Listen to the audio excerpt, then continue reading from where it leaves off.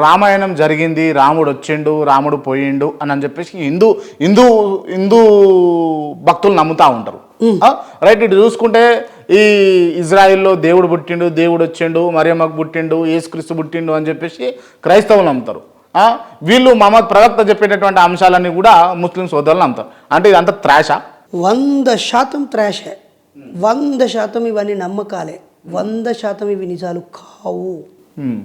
అవి వాళ్ళ నమ్మకాలు, అది వాళ్ళ ఇష్టం. వాళ్ళు నమ్ముకొని కొన్ని మతాలు అయితే ఆ నమ్మకాలే నిజాలని మత పునాదుల మీద రాజ్యాలను స్థాపించి వాళ్ళు ఆ మత రాజ్యంగా ప్రకటించుకున్నారు.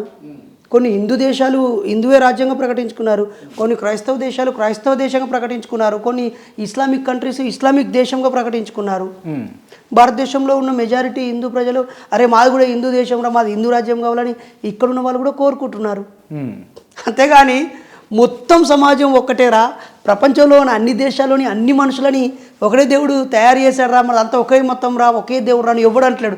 మా దేవుడు అని ఒకడంటాడు, మా దేవుడే గొప్ప అని ఒకడంటాడు, మిగతా దేవుడు ఉత్తే అని ఒకడంటాడు.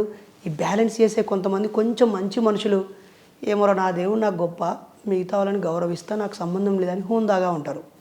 ఇంకొంతమంది ఆధిపత్యం కోసం నోరు జారుకుంటూ గొడవలు పెట్టుకుంటూ ఉంటారు. మాలాంటి వాళ్ళు ఇవన్నీ ఉత్తయ్య అనగానే వాళ్ళకి ఎక్కడో సర్రున కాలుతూ ఉంటుంది, కోపానికి వచ్చి కామెంట్ పెడుతూ ఉంటారు.